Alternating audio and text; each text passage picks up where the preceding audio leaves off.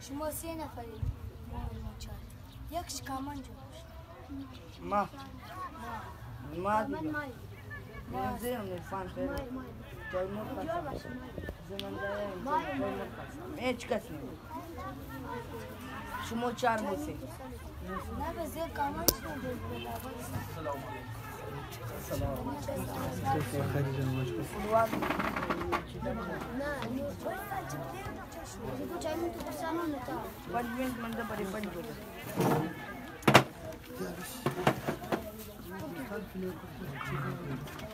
دید ما خبر جدیدان مون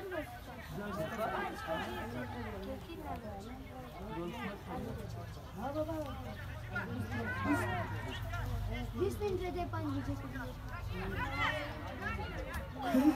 الله 20 منت بسوی نایلو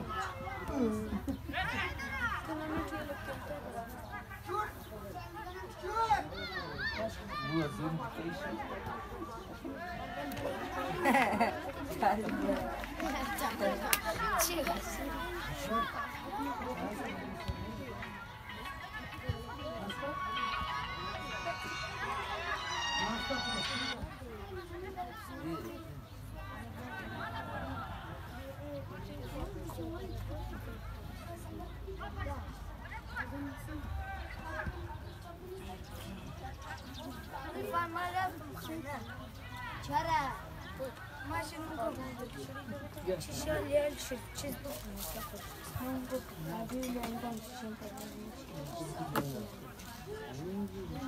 خود طویل سی بیا صدق نلوڑے کئی ویلا ویل نلوڑی بیا وعلیکم السلام ما د ریکارډینګ په اړه اعظم خان ته اوس چې خیر سواب دی کوم کوم لیټ مده نه شو منتظر وم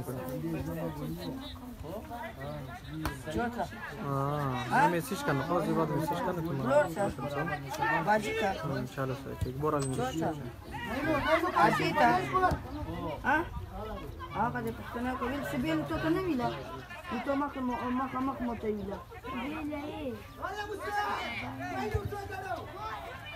یا ویلا ز خبر ته څنګه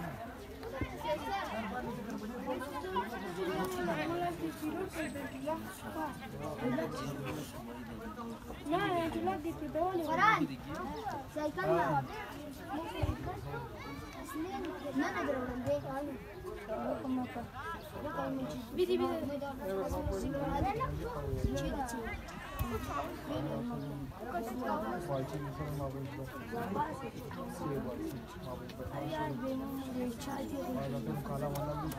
عادي خو نشته ویا خالي ډېری د خو چا به مو څه دي هغه اکثر دي نه دوی شي سالګری ته لو هغه سالګری ته هوانه وقت انجا کلاسیس کارو جاری است عادي نه دی لوړ عادي بل څه ته لوړ دی دا چا به مو کچې په دیگه سوال پدام گل نکردم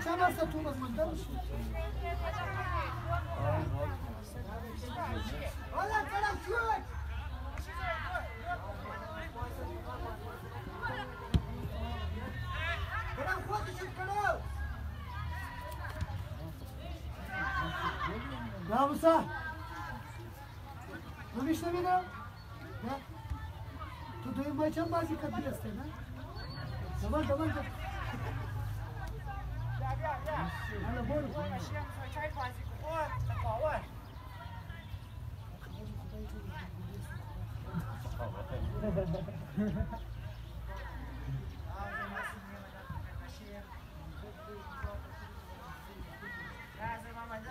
شوت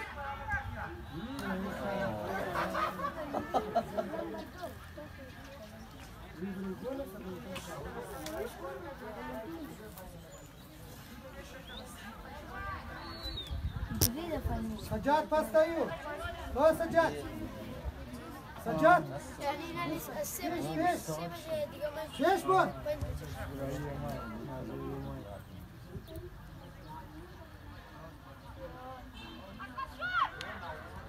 تعدیل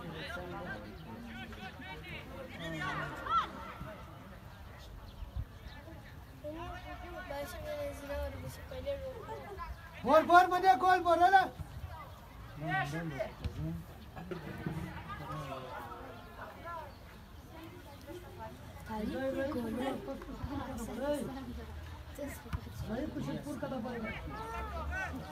जाने के सर पुछना होगा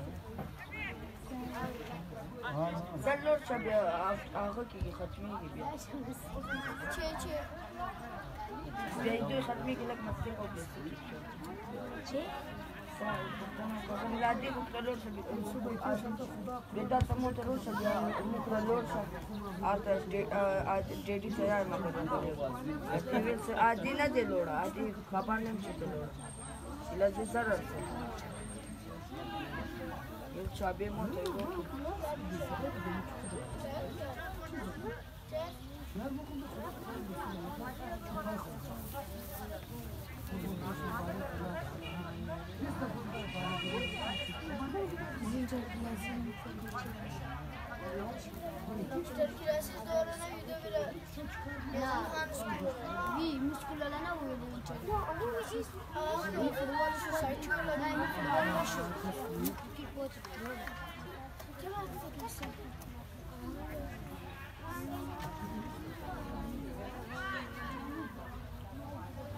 Naka, hey.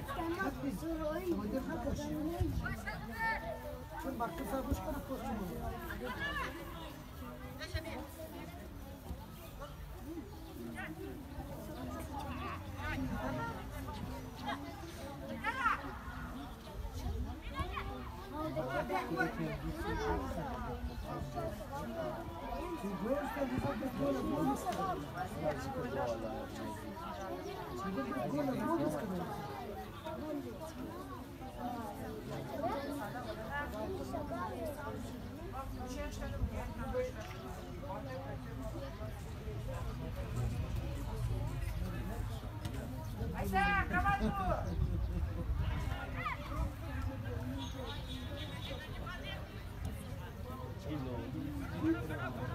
लोड किए सर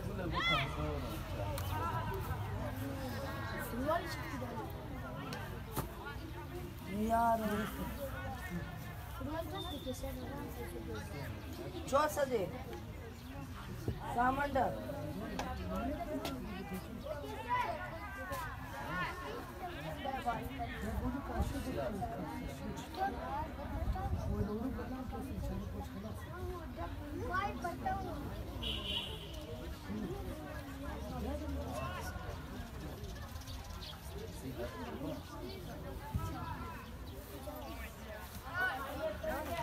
وعليكم السلام شغل بخير يا جماعة مشكور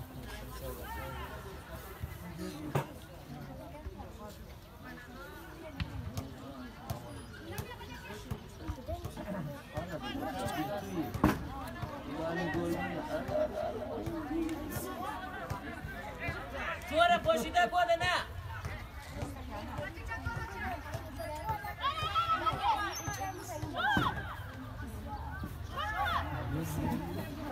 O kaşif.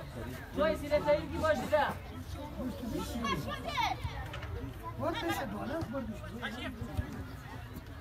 Bubar kaşif darun bubar. Bubar kaç kişi? Ya bita. Bubar sine darun bubar.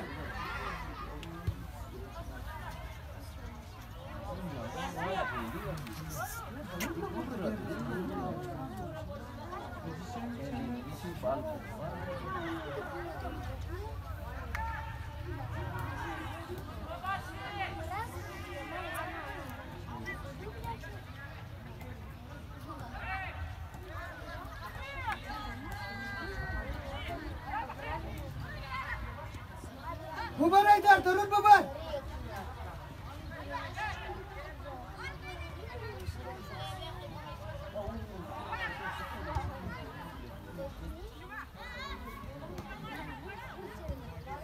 Naylu, bia, beleş versin kızlar. Nailo shit. Nailo shit, nailo.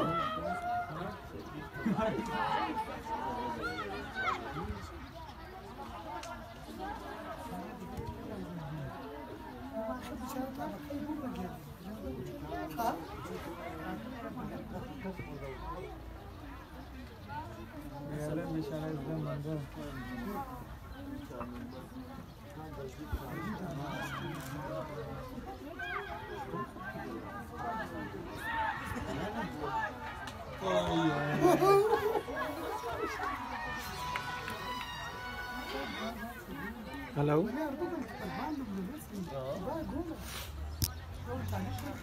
وعلیکم السلام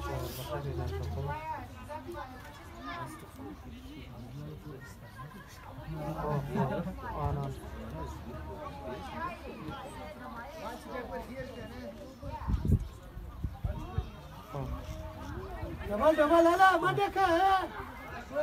ولی چیزا سنج میکنم کتن باشه بزنایی تو ولی کوپیش رایی کنم از ما مرکز ممکنه تیز بای. فریم کنی انا خالی صاف کنم ठीक है बस रख बेगम बाश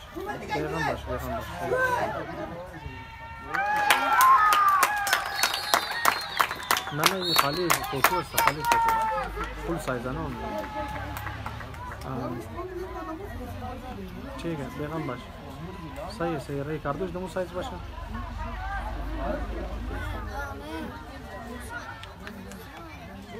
ना ठीक ओके बेगम बाश ठीक है जोर बाश खुदा हाफिज़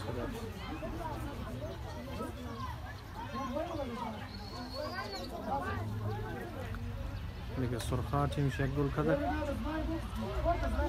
دیگه الان یک گل برتری داره گیم هم ده ختم شده است سر کم وقت مونده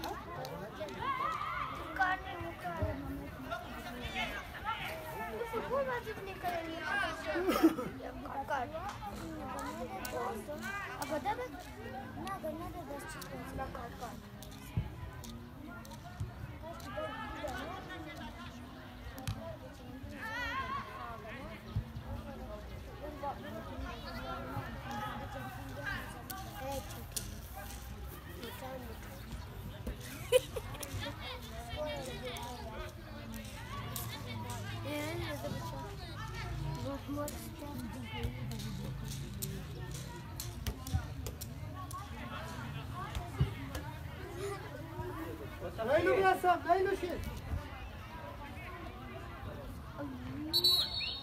Dakika ne diyor?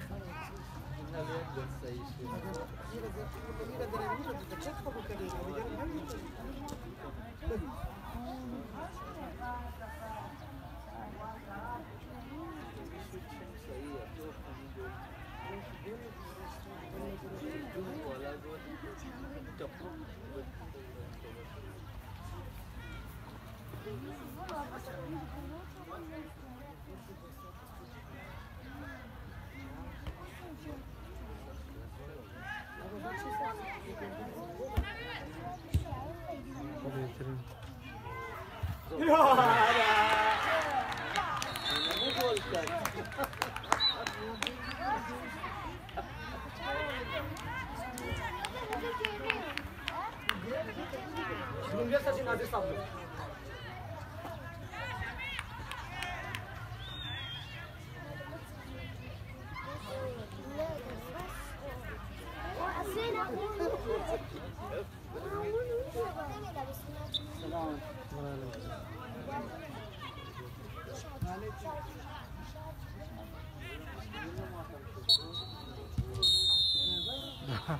آخرین لمحات یک گل ده هر دو تیم‌ها برابر هستند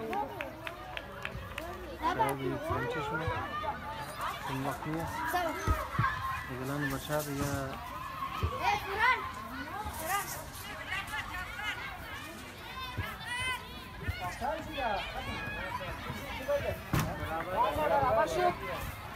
برابر شد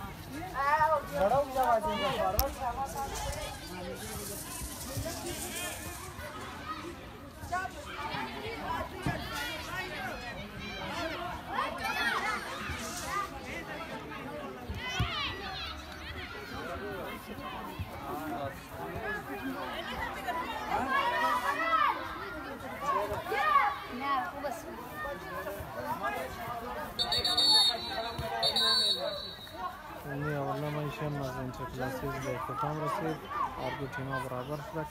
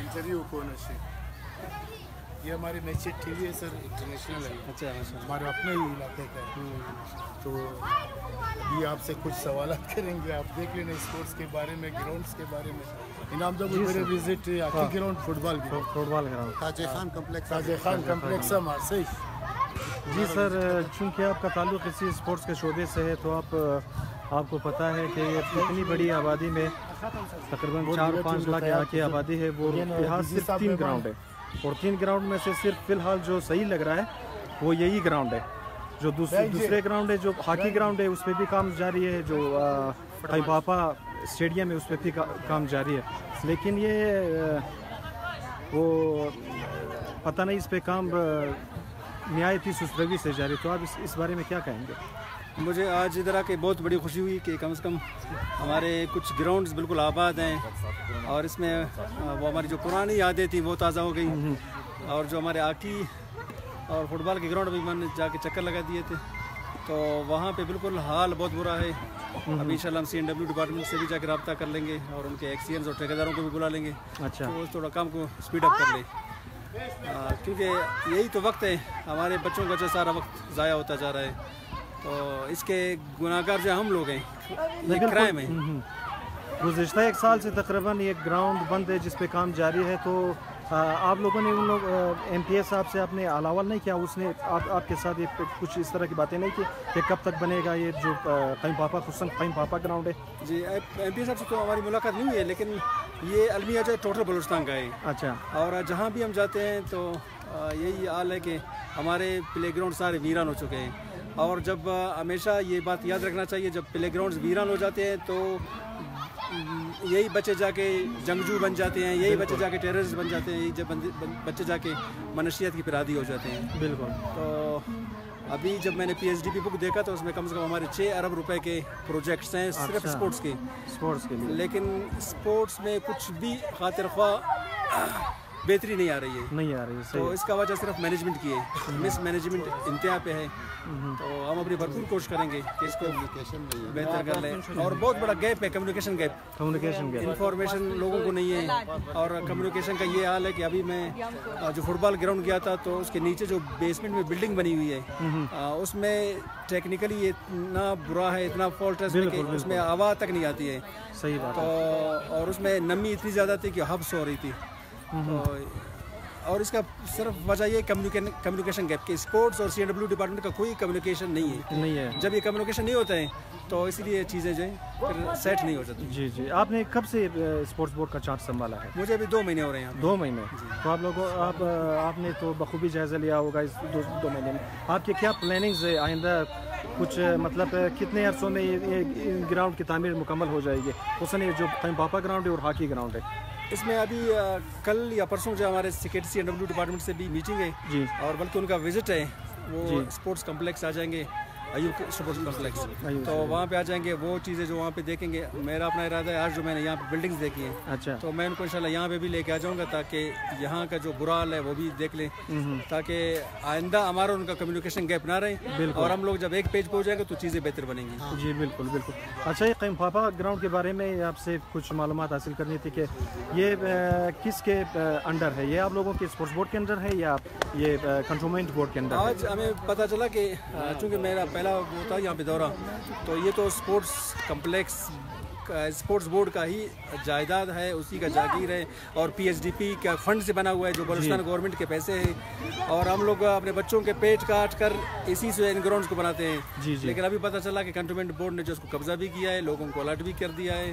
तो इसके लिए हम जाकर उनसे मुलाकात भी कर लेंगे, उनसे रिक्वेस्ट करेंगे दोबारा हमारी चीज़ें दे दें, क्योंकि यही पैसे पर उठाकर इनके जो लॉन्स वगैरह हैं या इन पे जो सफाई वगैरह है, मरियाबाद, चूँकि मैं पैदा ही मरियाबाद में हुआ था, बहुत हमें पता था कि मरियाबाद कितना साफ हुआ करता था। आज मैं जिस आइडिया से आ रहा था कि मरियाबाद में जाऊंगा तो स्विट्जरलैंड लगेगा मुझे, लेकिन मुझे पता चला कि ये भी खरोटाबाद जैसा बन गया, क्योंकि मिस मैनेजमेंट है। और वही मरियाबाद में ये जगह भी आए, लेकिन ये कितना साफ सुथरा खूबसूरत है, तो इधर आके फिर मेरे वो मुतमईन हो गया दिल मेरा कि अच्छा बेहतर हो रही है। मेहरबानी आपकी बड़ी मेहरबानी। इंशाल्लाह फिर आपसे मुलाकात होगी। देखिए ना, बहुत असरफ स्पोर्ट्स बोर्ड। वैसे मैं एक बात बताऊं आपको कि ये जो भी काम DG साहब के आने के बाद हुए, अली गुल कुर्द साहब के आने के बाद, अच्छा, मैं खुद वहाँ पे असिस्टेंट डायरेक्टर हूँ। अच्छा, जो काम अली गुल साहब के आने के बाद ये 2 महीने का बता रहे हैं वो हुए, ये ऐसे काम बोर्ड में पिछले 40-45 साल से नहीं हुए। अच्छा, 40-45 साल से? जी हाँ, क्योंकि बोर्ड काफी अरसे का बना हुआ है। पहले तो इसमें 3 बंदे होते थे, बिल्कुल, फिर बढ़ते हुआ, लेकिन अभी मुझे खुद 18 साल हो गए। 18 साल? जी हाँ, ये अब्दुल हमीद है, ये हमारे ड्राइवर हैं। अच्छा, ये तकरीबन इनको कोई 22 साल हो गए हैं, 25 साल हो गए इनको। हम ये भी इधर मौजूद हैं। मैं ये बात बिल्कुल पूरे वसूख के साथ कह रहा हूँ कि अली गुल कुर्द साहब के जो जिस तरह से काम हुआ है हमारे 2 महीने में, ऐसा कभी भी नहीं हुआ। 45 साल में नहीं हुआ है इस तरह काम, 2 महीने में हुआ है। बिल्कुल ऐसा हुआ है। अगर आप आएंगे, आप स्पोर्ट बोर्ड आए, बलूचिस्तान स्पोर्ट बोर्ड जो है अब वहाँ पे डायरेक्टर जनरल स्पोर्ट बोर्ड बन गया। पहले वो वहाँ पे डायरेक्टर्स बैठते थे, تو بڑے ویژن لے کر آئیں, بڑے کام ہو رہے ہیں, اس میں یہ سارے کام بھی شامل ہیں. اور ہم نے بھی پلان کیا ہے کہ ہم ہر مہینے انشاءاللہ وزٹ کریں گے وزٹ کرنے کے لیے, اور سیکٹریز کو بھی لائیں گے یہاں. جی اور جو جیسے CNW وغیرہ کا بتایا ان کو بھی یہاں لا کے کہ بھئی یہ آپ لوگ نے کیا بنایا ہے. بالکل اس پہ کام, کیونکہ اکثر جو عام عوام میں جو باتیں ہوتی ہے وہ اس طرح ہوتی ہے, جو بھی سرکاری ادارہ ہے وہ صحیح طریقے سے کام نہیں کرتا ہے, تو یہ بھی سرکاری ادارے میں ہی آتا ہے. تو اگر آپ لوگ کوشش کریں گے, آپ جیسا آپ نے کہا کہ 45 سال میں کام نہیں ہوا, 2 مہینے میں اتنا کام ہوا, اگر اسی تسلسل سے کام جاری رہے تو گراؤنڈ آباد ہوں گے. اور جو ہمارا ہاسپٹل ہے, عجیب بات لگ رہی ہوگی میری نا, آپ بار بار اس کو بالکل آپ یعنی 45 سال ایک عمر ہوتی ہے. میں آپ کو بات بتا رہا ہوں, نیشنل گیم ہوئے 2004 میں, یہ ولایت حسین اس ٹائم ہمارے پاس جو ہے ایک کھلاڑی تھا, ٹھیک ہے, اس میں ٹوٹل جو ہے وہ ہمارے پاس 2 کروڑ روپے آئے تھے. ٹوٹل فنڈ جو تھا نیشنل گیم ہم نے کروانا تھا 2 کروڑ میں نیشنل گیم ہوا تھا. اچھا, اب جو ہے پچھلے تقریباً کوئی 3 سال سے نیشنل گیم کی کوششیں ہو رہی ہیں, اور پیسے کتنے آئے ہوئے ہیں؟ اچھا, کتنے آئے ہوئے ہیں آپ کے خیال سے, کتنے آئے ہوئے ہوں گے؟ تو 2 کروڑ سے زیادہ نہیں آنے 2 کروڑ سے چاہیے. زیادہ نہیں آئے, 2 ارب 20 کروڑ روپے آئے. 2 ارب 20 کروڑ. اس میں نیشنل گیم بلوچستان میں نہیں ہو پا رہا. اچھا, اب آپ اس سے اندازہ لگائیں کہ اس کی پرفارمنس کیسی تھی. لیکن اب انشاءاللہ ہم نے جیسے ہی آئے, گل صاحب آئے اور ہمارے باقی ٹیم مضبوط ہوئی ہے, ہم نے اس کام کو جو ہے ہم نے کہا کہ ہم انشاءاللہ ہماری پہلی ترجیحات یہ ہے کہ یہاں پہ نیشنل گیم کر رہا ہے. بالکل انشاءاللہ. یہ جو آپ کو باتیں نظر آ رہی ہیں, ابھی آپ کہو گے کہ یار اس طرح تو باتیں پہلے بھی میڈیا پہ بہت سارے لوگوں نے کی, یہ صرف باتیں نہیں ہیں. انشاءاللہ آپ آؤ گے تو آپ کو کام بھی نظر آئے, اور بہت جلد آپ کو اپنے اس علاقے میں بھی اسپورٹس کے حوالے سے نہیں انشاءاللہ ہم دیکھیں گے, اور اس کا پیچھا کرتے رہیں گے کہ کب تک انشاءاللہ جو 2 گراؤنڈز بندے ان کی معلومات آپ سے حاصل کر لیں گے انشاءاللہ. میں تھوڑا سا آپ کو اس بارے میں بتا دیتا ہوں, کیونکہ میں انچارج ہوں وہاں کا اسپورٹس بورڈ کی طرف سے. تو اس کا مسئلہ یہ ہے کہ کچھ کام ایسے ہوتے ہیں کہ جو مختلف ڈپارٹمنٹس میں ہوتے ہیں. اچھا, جیسے ابھی آپ کا بجلی کا مسئلہ ہے وہ وابڑا کے پاس ہے. تو یہ جو 2 گراؤنڈ تھے اس کے کام جو رکا ہوا تھا, جیسے گراؤنڈ کو پانی کی ضرورت ہوتا ہے, جیسے آپ کو پتہ ہے, تو یہ سارا وجہ ہے وابڑا کی وجہ سے سارا ہمارے ٹرانسفارمر رکے ہوئے تھے. کل ہی اس کا کام شروع ہے قیوم پاپا اسٹیڈیم کا, اس کا ٹویل لگ گیا, باقاعدہ اسٹارٹ ہو گیا, اس کا ٹرانسفارمر آ گیا. ابھی انشاءاللہ ہمارا اگلا فوکس جو ہے ہاکی گراؤنڈ ہے, آغا رضا صاحب نے جو ہے ہمارے کوئی ٹائم فریم آپ نے بنایا ہے کہ کب تک یہ حل ہوگا, یہ بھی انشاءاللہ کب تک بنے گا؟ انشاءاللہ وہ اسٹیڈیم جو ہے تقریباً 2 مہینے میں قیوم اسٹیڈیم وہ انشاءاللہ فعال ہو جائے گا. کھیلنے کے لیے بچے وہاں کھیلیں گے, بچے وہاں پر کھیلیں گے. اور یہ جو ہمارے صفدر علی بابل ہاکی گراؤنڈ ہے, اس پہ تھوڑا سا وقت لگے گا, کیونکہ اس پہ بھی ٹرف لگنے, اس پہ تو فنڈ منظور ہو چکے ہیں, تقریباً 4.5 کروڑ اس کا سارا سامان آ گیا. ابھی صرف اس کا مسئلہ ہے صرف ٹرانسفارمر کا ہے. اچھا, اس کا بھی ٹرانسفارمر کا مسئلہ ہے, کیونکہ ٹرف آپ کو پتہ ہے کہ ٹرف بغیر پانی کا تو صحیح ہو نہیں سکتا ہے. مطلب اس پہ کتنا ٹائم لگے گا جو آپ کہہ رہے ہیں؟ یہ بھی جس دن انشاءاللہ اس کا ٹرانسفارمر لگ جائے گا, پھر اس کے بعد ہم آپ کو بتا سکتے ہیں کہ اس کا مطلب اندازاً کتنا 3 مہینے 4 مہینے اس پہ لگ سکتا ہے؟ تقریباً 4 مہینے لگ جائے گا. تو 4 مہینے انشاءاللہ ہم 4 مہینے کے بعد دیکھیں گے. پھر 2 مہینے کے بعد قیم پاپا اسٹیڈیم کو بھی دیکھیں گے, کیونکہ اس کی حالت بہت بری ہے. دیکھتے ہیں کیا ہوا, کیا ابھی آپ آج جا کر دیکھ لیں, اس پہ بالکل وہ ٹریکٹر کے ذریعے ہل چلا رہے. اچھا, کام شروع ہو گیا کل سے, کیونکہ سارا مسئلہ جو ہے پانی کا. اچھا, وہ گراس کا کیا مسئلہ ہے؟ گراس کا بھی انشاءاللہ پہلے بھی اس کو جو وہ لیول کر کے سب کچھ برابر کر کے پھر اس کے اوپر پانی چھوڑ دیں گے. پانی کے بعد اس کے اوپر جو گراسی کر کے انشاءاللہ. اچھا, گراس کہاں سے لائیں گے آپ؟ گراس جو یہ لاہور سے آ رہا ہے. لاہور سے اس کے لیے بھی فنڈس سب کچھ اوکے ہو گیا. تو آپ کا اسپورٹس بورڈ میں کیا ہے, آپ اپنی پوزیشن آپ بتا رہے تھے؟ میں یہاں کا انچارج ہوں. انچارج جی, پوزیشن کیا ہے مطلب قیم پاپا اسٹیڈیم کے انچارج؟ جی انچارج. اچھا, بلوچستان اسپورٹس بورڈ کی طرف سے. تھینک یو, مہربانی.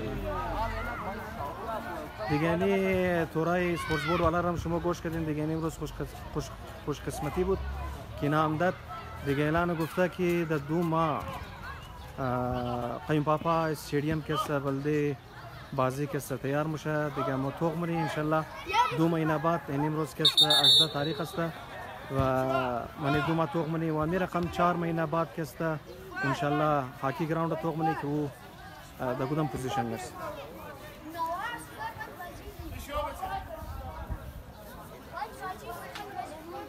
Ya bir işte var.